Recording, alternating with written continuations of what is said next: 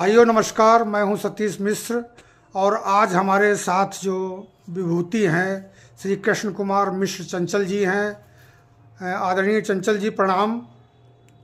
आशीर्वाद। मैं आप बताइए कि अभी तक जो है आपकी कितनी पुस्तकें आ गई हैं? 9 पुस्तकें प्रकाशित हो चुकी हैं। नाम उनके बताएं हमारे दर्शकों को। जी, दयानंद शतक, जी, राष्ट्र मंदिर, जी, धर्म जिज्ञासा, गर्दभ लत्तीसी, जी, अध्यात्म दोहा सप्तशती, मानस छंद मीमांसा, गीता गान, धर्म पदावली। और इसके साथ 2 का हमने संपादन किया है। संगमन 1 सारस्वत सुरतसुनी, आर्य समाज शताब्दी स्मारिका। जी। और नई पुस्तक अब कौन सी आ रही है आपकी? नई पुस्तकों में एक तो हिंदी छंदानुशीलन, जी, लगभग उस पर कार्य चल रहा है, और दूसरे श्रीमद् भागवत, जी, जी, जी, जी, श्रीमद् भागवत का भी हमने छंदानुशीलन किया है। जी, और वाल्मीकि रामायण का भी छंदानुशीलन किया है। और इसके साथ ही फुटकर, घनाक्षरी और सवैया, जी। इन पर भी काफ़ी संकलन है, जो कि अभी 10-15 किताबें अभी पाइपलाइन में हैं, हमें लगता है। जी। कितने दिन से आप साहित्य से जुड़े हैं आदरणीय? वैसे तो पहली कविता हमने जी, जब हम कक्षा 7 में पढ़ रहे थे, जी, सन 1957 में, जी, तब पहली कविता लिखी थी। 1957 में? जी, 1957 में पहली कविता लिखी थी। जी, और उसकी एक पंक्ति पढ़े देता हूँ। जी, जी, वृक्ष लगाने के लिए सुन लीजिए धर ध्यान, घनफिट गड्ढा खोदिए 27 दरमियान, 27 दरमियान खाद से गड्ढा भर दो भाई, और लाकर पौध रोप दो उसमें आवे जभी जुलाई। तो इस बहुत अच्छी, बहुत बढ़िया संदेश तो पहली कविता में ही था आपके। आपकी अधिकतर मैंने देखा कि धार्मिक पुस्तकें ही, आपकी धार्मिक रचनाएं ही ज्यादातर रहती हैं। हाँ, या राष्ट्र को समर्पित है आपकी? हाँ, राष्ट्र के लिए और धर्म के लिए, धर्म और राष्ट्र। जी, तो जी, मैंने एक ही दृष्टि से देखा है। जी, जी, जी, क्योंकि मेरा जब मैं लिखता हूँ तो या तो उसमें राष्ट्र होता है या समाज और धर्म होता है। जी, जी। तो बाकी जो भी हमारी रचनाएं हैं तो इसी परिप्रेक्ष्य में हमने लिखी हैं। एक पुस्तक आपकी वो थी गर्दभ लतीसी। वो हाँ, क्या है गर्दभ लतीसी? हाँ, गर्दभ लतीसी में वो थोड़ा व्यंग्य काव्य है। जी, और बढ़िया है। जी, बताइए। तो गर्दभ लतीसी में व्यंग्य के रूप में लिखा है। जी। वैसे अगर चाहें तो उसमें से कुछ छंद सुना सकते हैं। हाँ, 1-2 अच्छे जो आपको अच्छे लगते हो, एक छंद सुनाइए आप। आप देख सकते हैं कि आदरणीय चंचल जी को कितने अधिक सम्मान पत्र मिले हैं, कितनी पुस्तकों को उन्होंने अलमारी में सजा रखा है। उनका खजाना है ये अलमारियाँ। देखिए कहाँ कैसे सम्मान पत्र, पुराने चित्र और फोटोग्राफ। इधर देखिए पुस्तकें लगी हुई हैं टेबल पर। गर्दभ के विशेषता है गधे की। जी, पीठ पे ईंटें धरो इनकी, चाहे लादी चलो पथरी पथरा, और घूरो धरो घर पूरो धरो, और चाहे सोने के लय चटरी बटरा। वाह वाह। और वेद धरो या लवेद धरो, और चाहे लादी के लय कथरी गुदरा, और गोनी भरो पकवान पिसान से, और चाहे भरो बकरी बकरा। वाह वाह वाह वाह। आपकी एक पुस्तक गीता गान आई है जो आपके हाथ में भी है इस समय, तो इसके बारे में बताइए जरा, क्या है पुस्तक? बचपन से मेरे मन में था गीता का आकर्षण, करता रहता सदा ध्यान से मैं इसका अवलोकन। जी, जीव अमर और तन नाशवान हो अगला जन्म दोबारा, और फल की चिंता त्याग कर्म करना अधिकार हमारा। वाह वाह वाह।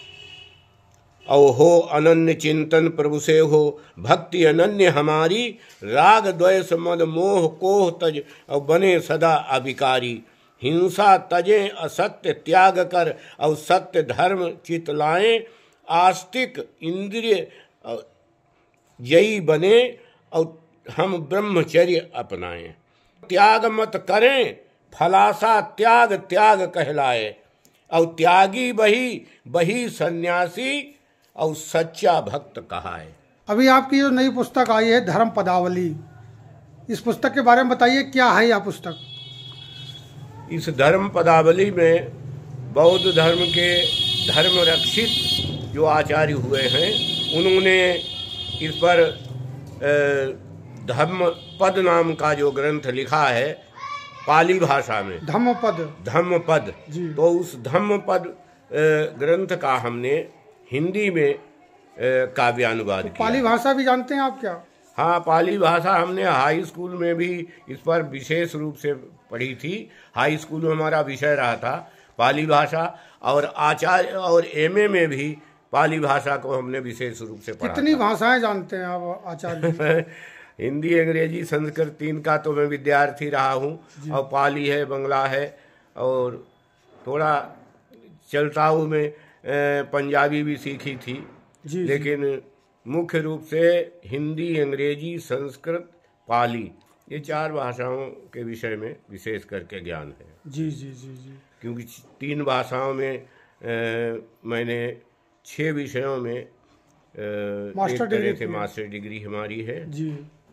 2 विषय में आचार्य है, संस्कृत है, अंग्रेजी है, हिंदी है, साहित्य रत्न है जी। मैंने सुना आप पीएचडी भी करने जा रहे हैं। हाँ, पीएचडी हमने तो नहीं की, लेकिन हम अपने एक शिष्य को पीएचडी करा रहे हैं।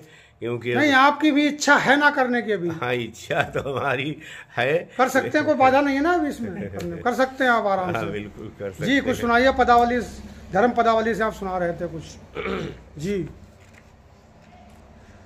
बहुत अच्छी पुस्तक है धर्म पदावली में। हम पहला ही इसमें 26 वर्ग हैं जी। 26 वर्ग, 26 अध्याय जी। ये बौद्ध धर्म की गीता बोली जाती है जी। तो इसमें जो 26 अध्याय हैं, उन 26 अध्यायों में से हम सोचते हैं कि जी ब्राह्मण वर्ग जो है, उस ब्राह्मण वर्ग में से हम सुनाना चाहते हैं। जी, सुनाइए, स्वागत। ब्राह्मण वर्ग क्या है? ब्राह्मण वर्ग का मतलब कौन ब्राह्मण है, किसे ब्राह्मण कहना चाहिए, जी। ये ब्राह्मण वर्ग है। ये माना जाता है जो ब्राह्मण के घर में उत्पन्न होता है। हाँ, नहीं, ऐसा उनका नहीं कहने का मतलब है। हाँ, वो क्या कहते हैं? जिसके कर्तव्य ब्राह्मण के हों, वो वास्तव में ब्राह्मण है। जिसके कर्तव्य ब्राह्मण के हों। हाँ, जिसके कर्तव्य ब्राह्मण के हों। जी। तो जी, शुरू करिए। निकल गई तो आगो ब्राह्मण। अच्छा, ब्राह्मण ढूंढे नहीं मिल रहे हैं। ब्राह्मणों का यही हाल है आजकल।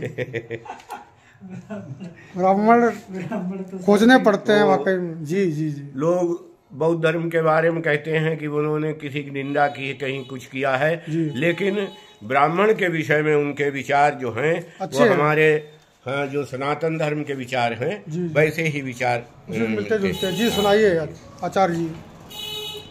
तृष्णा क्षय का अप्रमाद से काम वासना मारे, त्याग मोह निर्वृत्ति सुपथ चल और पद निर्वाण समारे। जब विपस्सना समथ धर्म में पारंगत हो जाता, तब वो ब्राह्मण प्राज्ञ भाव से बंध मुक्त बन जाता। पंचेंद्रिय का ज्ञान, पंच विषयों को, मैं मेरे को, पारा पार मुक्त निर्भय बन तोड़े द्विज घेरे को। और हमें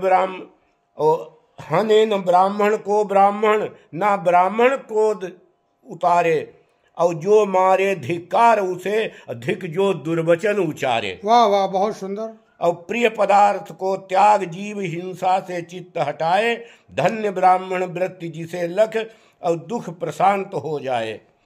जो मन वचन कर्म से निश्चल पापहीन हो जाता, सदाचार संपन्न आर्यजन है ब्राह्मण कहलाता। वाह वाह वाह वाह। सुने धर्म उपदेश कहे जो पूज्याचार्य हमारे, नमन करें जो अग्निहोत्र को, उसको ब्राह्मण सा उचारे। जटा गोत्र जन्मना जात से ब्राह्मण नहीं बन पाता, सत्य धर्म सुचिता है जिसमें वो ब्राह्मण कहलाता। वाह वाह। माला जटा पहन मृगछाला, और चित्त निर्भय होता, और ऊपर से आडंबर अंदर बहे पाप का सोता। वाह वाह वाह, ऐसा ब्राह्मण नहीं होता है। जी। जो कृष काय किंतु तेजस्वी, फटे बस तन ढकते, एकाकी वन में तपते, हम उनको ब्राह्मण कहते। वाह, ब्राह्मण कुल में जन्म ग्रहण से ब्राह्मण नहीं कहाता, त्यागी अपरिग्रही सदाचारी ब्राह्मण बन पाता। वाह वाह वाह वाह, लौकिक बंधन काट, न तृष्णा से जो किंचित डरता, ऐसे रागा शक्ति रहित नर को जग ब्राह्मण कहता। वाह वाह वाह। आचार्य जी, इस समय आपकी क्या दिनचर्या रह रही है? जो आप कविता लेखन करते थे, आप अध्यापक रहे हैं शुरू से, अब इस समय क्या दिनचर्या रह रही है आपकी? अध्यापक होना तो ये हमारा दूसरा ऐच्छिक कार्य है। मैं वास्तव में विद्यार्थी हूँ। मैं विद्यार्थी पैदा हुआ और आज भी विद्यार्थी हूँ। कम से कम 10-12 घंटा रोज पढ़ता हूँ। जब से 5-7 साल की उम्र हुई है, 70-75 साल हो गए हैं, तब से मैं विद्यार्थी हूँ। और यही इच्छा है कि अंत समय तक मैं विद्यार्थी ही बना रहूं। अभी कुछ लिखते हैं प्रतिदिन क्या? वैसे शिक्षक के विषय में एक बात मैं बता दूं, शिक्षक जो है वो वास्तव में वही हो सकता है जो विद्यार्थी है। जी जी जी। Whenever a teacher ceases to be a student, he ceases to be a teacher। अगर कोई टीचर विद्यार्थीपना छोड़ दे, विद्यार्थी न रहे, तो वो शिक्षक भी नहीं रह सकता है। जी जी। आपने कुछ संस्कृत में भी कविताएं लिखी हैं क्या? हाँ, संस्कृत में भी लिखी है। कोई याद है इस समय क्या? संस्कृत में अलग से चलो कोई बात नहीं। ये बताइए कि अभी 6 मार्च को आप कोई कार्यक्रम आयोजित करने जा रहे हैं, जिसमें साहित्यकारों को भी सम्मानित करने जा रहे हैं, मेधावी छात्र छात्राओं को सम्मानित करने जा रहे हैं। वो कार्यक्रम क्या है, उसके बारे में भी बताएं। हमारी पत्नी का धर्मपत्नी जी, हमारी धर्मपत्नी का 2022 में फाल्गुन कृष्ण एकादशी को परिनिर्वाण हुआ। तो अब ये उनकी दूसरी पुण्यतिथि होने जा रही है।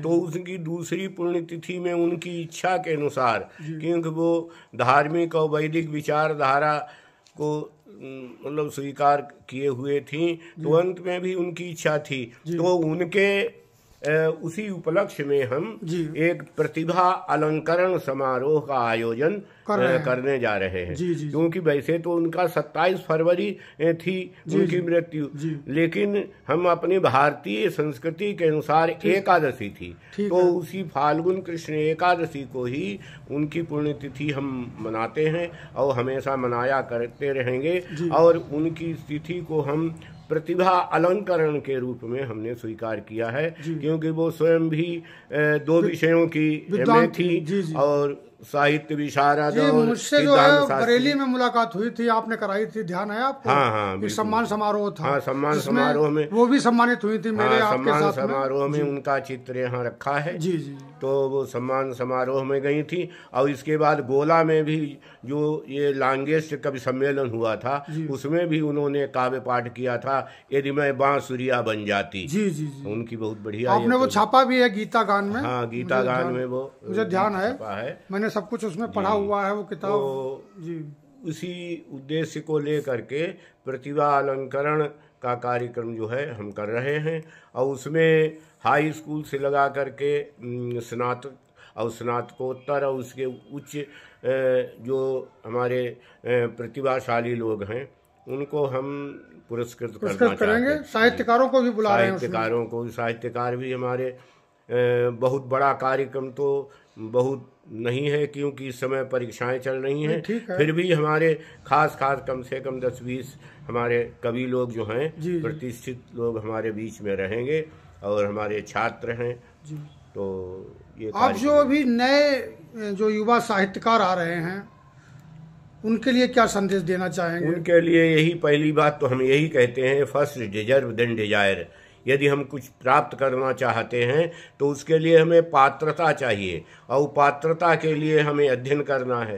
पात्रता के लिए हमें अपने जो गुरुजन हैं, अपने विद्वान हैं, उनके पास बैठ करके उनसे सीखना है। उनसे सीखिए और अध्ययन कीजिए। अच्छे अच्छे ग्रंथों का अध्ययन कीजिए, चिंतन कीजिए और विद्यार्थी बनिए। विद्यार्थी होना सबसे बड़ी बात है। हम चाहे जिस पद पर हों, अगर हम विद्यार्थी नहीं हैं, अगर हम अध्ययन नहीं करते हैं, तो हमारा मतलब है कि लक्ष्य पूरा नहीं हो सकता है। लेकिन आचार्य जी, आप गुरुजन की बात करते हैं, गुरुओं के पास बैठे हैं, सीखें, लेकिन इधर हम देख रहे हैं कि युवा पीढ़ी गूगल बाबा को ही अपना गुरु मान रही है और वहाँ से ही कुछ नकल करके, कुछ इधर उधर कॉपी पेस्ट करके और कुछ लाइनें इधर उधर करके कवि बन जा रहे हैं। उस पर आप क्या कहेंगे? वो बने कि न बने, गूगल बाबा से सीखे। सीखना जो है, शिक्षा तो हमको प्राप्त करनी है। जैसे दत्तात्रेय के 24 गुरु थे, जी जी, तो हम शिक्षा तो किसी से भी प्राप्त कर सकते हैं। यहाँ तक कि धूल से, चींटी से, हाथी से, हर एक से शिक्षा प्राप्त कर सकते हैं। और मुझसे जब लोगों ने पूछा कि आपका कौन गुरु है, तो मैंने कहा मेरे तो सैकड़ों गुरु हैं और रोज गुरु बनते जाते हैं। अगर मैं क्लास में जाता हूँ, किसी नए विद्यालय में जाता हूँ लेक्चर देने के लिए,